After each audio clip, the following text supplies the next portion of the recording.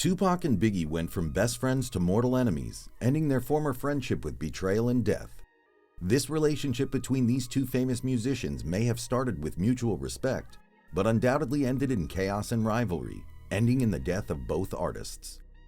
In this video, we're going to be looking at what really happened between Tupac and Biggie, their relationship, who they were, hip-hop at the time and how it evolved, and their friendship.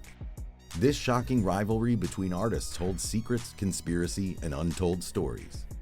Before we get into the video though, please remember to leave a like, subscribe, and hit that notification bell so you don't miss out on any of our future content if you love music. So, what happened between Tupac and Biggie?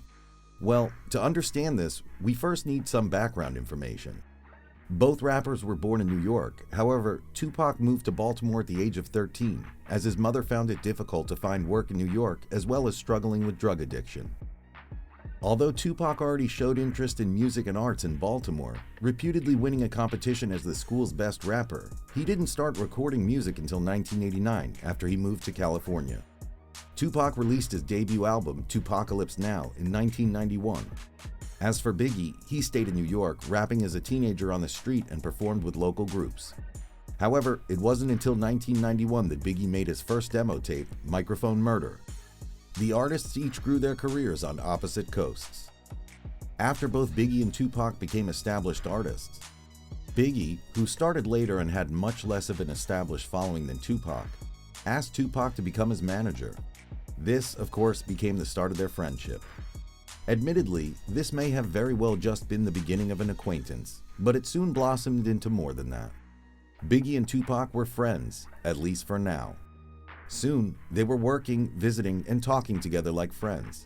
And although Tupac was adamant that he didn't want to mix work with friends, they still stayed closely in touch. But that was not going to last. Biggie and Tupac were scheduled to work together on a record, but it was never recorded. The reason was that when Tupac arrived in the hotel lobby, shots were fired at him in an assassination attempt. From this event onward, their friendship was over. Tupac believed that the assassination attempt had been staged by Biggie, and he was not happy. A few months later, a series of songs were released as back and forth between Biggie and Tupac, which eventually led to Tupac claiming that he'd slept with Biggie's wife. After this, the situation escalated. Eventually, of course, it ended in tragedy, the death of Tupac, and then later, of Biggie. During a drive-by shooting in Las Vegas, Tupac was shot and fatally wounded, resulting in his death. And although this was never connected directly to Biggie, Tupac's murder was shrouded in mystery and remains so even now. Later on, to add to the mystery, Biggie was shot in a drive-by shooting in LA. And just like the shooting of Tupac, this only added to the air of mystery and conspiracy surrounding the beef these rappers had. What really happened? Although it's unclear, it's very possible that the beef of these two men resulted in their deaths, either directly or by disgruntled fans. Conspiracy theorists hold that other possible options even include both of these famous artists being alive to this very day, but that's a shot in the dark. But who were Tupac and Biggie? Ultimately, why does their beef matter, and what effect did it have on hip-hop? Well, Tupac and Biggie were both extremely well known, albeit at different points in their careers, and their beef and resulting murders cast hip-hop into mayhem. Many claim that this beef and the chaos that followed resulted in the death of hip-hop and rap at the time. No matter if this is true, it's verifiable that these two artists were some of the biggest and most up-and-coming artists of their time. Their deaths were extremely irreversible events and damaging to the art form they portrayed so excellently, similar to the death of Buddy Holly many years ago. Maybe Buddy Holly's death was the death of rock and roll, and similarly were the deaths of Tupac and Biggie the death of hip-hop. It recovered eventually, but without these figures, it'll probably never be the same as it would have been. It's important to realize that hip-hop at the time was incredibly underdeveloped. To be precise, this genre of music was still in its developmental stages. It had hardly settled into the standard and mainstream genre which it is today. Because of this, the beef between these men did wonders to cast the genre into the spotlight and into the prominence of many lives. This drama, both during its time and years later, inspired many boys and men who listened to it to take up the mic themselves. Biggie and Tupac were incredibly influential figures to hip-hop at the time, changing its path drastically. Tupac and Biggie's beef was ultimately much more than just beef between two men. During the 1990s, when this drama took place, it was ultimately beef between two coasts, the East and the West, and drama between the widely varying styles which each coast had. And just like the contrasting coasts, both Tupac and Biggie were widely varying in their styles.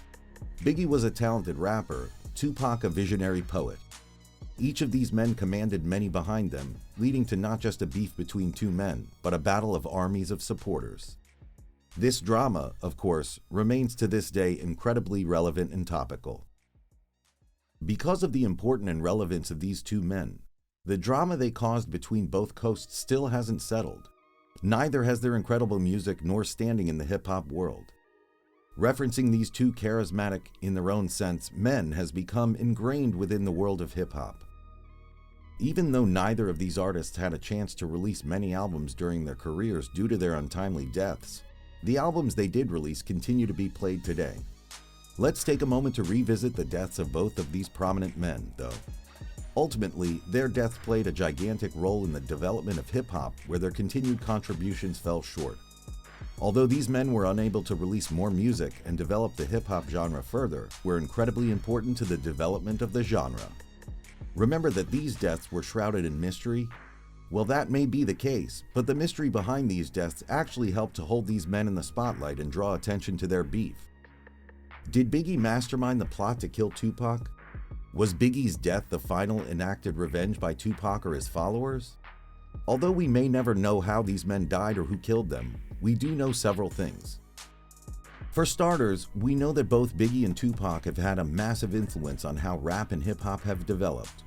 Their deaths are what inspired many rappers to have beef of their own, to develop their own controversies, reference the music of Biggie and Tupac, and so much more.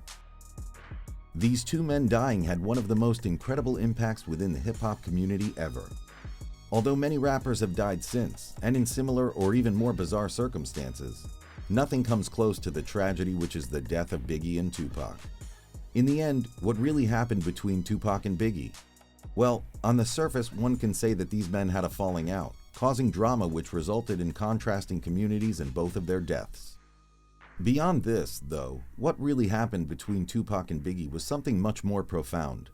This was the creation of hip-hop as we know it today, the molding of this culture into something incredible.